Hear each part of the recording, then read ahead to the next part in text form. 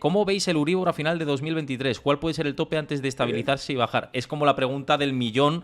Ya sé que quedan más subidas de tipos de interés por parte del Banco Central Europeo, pero esas ya están descontadas en el Euribor.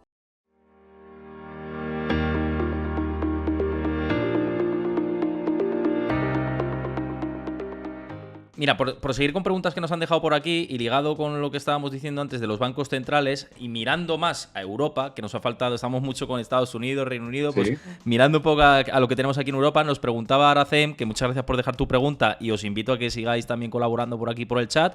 ¿Cómo veis el Euribor a final de 2023? ¿Cuál puede ser el tope antes de estabilizarse y bajar? Es como la pregunta del millón que se hace la gente que tiene hipotecas variables. En mi caso yo tengo hipoteca variable y claro, le decimos, oye, ¿cuál es el techo de todo esto, ¿no? Esta sí que te la lanzo a ti directamente. ¿Cuál es No, tu no, punto muy de bien, es vista? una muy buena pregunta y nosotros somos moderadamente optimistas a la hora de pensar que estamos cerca de ese techo, muy cerca de ese techo. Vamos a ver, ya sé que quedan más subidas de tipos de interés por parte del Banco Central Europeo, pero esas ya están descontadas en el Euribor, ¿eh? Y en esta crisis de estos últimos meses estamos aprendiendo muchas cosas o estamos teniendo que recuperar cosas de los libros de macro. He comentado una cosa el índice de precios, otra cosa la inflación.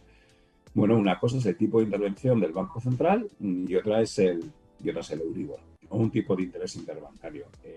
El Euribor ha subido 300 puntos básicos desde los mínimos de hace un año, mientras que el Banco Central Europeo solo ha subido 125 puntos básicos. El Euribor ha pasado del menos 0,50 al 2,5, un número muy redondo. Y el BCE del 0 al 1,25. El Euribor ya estaba subiendo unas cuantas semanas antes de que lo hiciera el BCE. ¿Por qué? Porque el Euribor se anticipa. Bueno, pues igual que el Euribor se anticipó esas subidas del BCE hasta el 1,25, ahora ya tiene descontado que el Banco Central Europeo va a subir los tipos de interés hasta el 2,5 o incluso el 2,75%, que parece un buen nivel de llegada.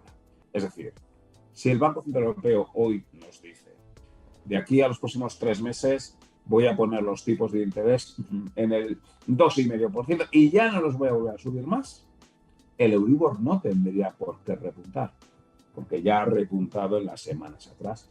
Para que el Euribor siga subiendo, tendríamos que pensar, no que el BCE va a subir los tipos hasta el 2,5, sino que los va a subir hasta el 3,5 o hasta el 4%. Y es ahí donde nosotros no pensamos que va a suceder.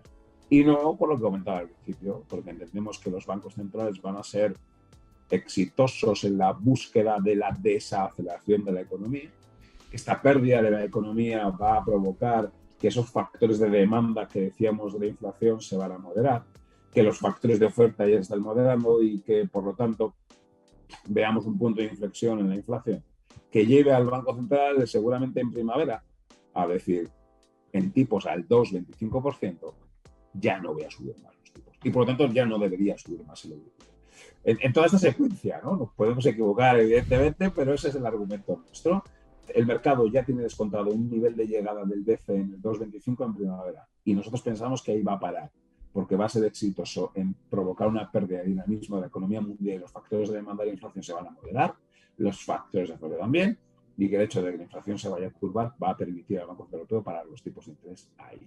Quien piense que no va a ser capaz el BCE y que la inflación y que el petróleo se va a ir a 150 y que la gasolina se va a ir a 2,5 y que la demanda va a seguir siendo súper robusta, bueno, dirá el BCE no para en el 2,25, parar en el 4,5% y si piensas que el BCE va a parar en el 4,5%, entonces el Euribor se te va a ir hasta el 4,75. Entonces todavía quedaría muchísimo margen de subida de tipos de interés.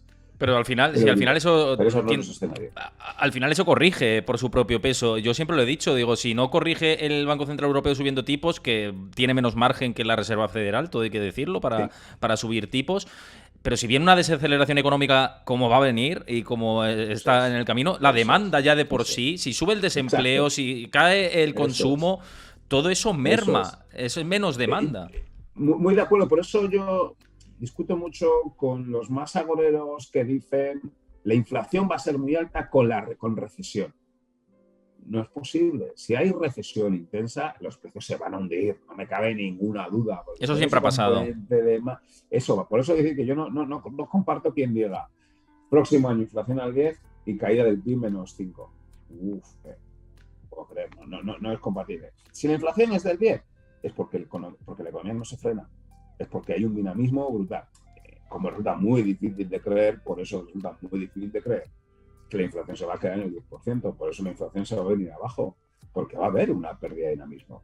Y lo que tendríamos que discutir, y ese es el análisis que a mí me gustaría tener y contrastar con otros colegas, es, en tu opinión, ¿qué tiene que pasar con el PIB para que la inflación se vaya al 2? Dime qué tiene que pasar con el PIB para que la inflación se vaya al 2. En nuestros modelos, con que el crecimiento, ¿qué tiene que pasar? ¿Verdad? En nuestros modelos, con que el PIB se vaya con un crecimiento al 0,5, la inflación ya se vaya al 2.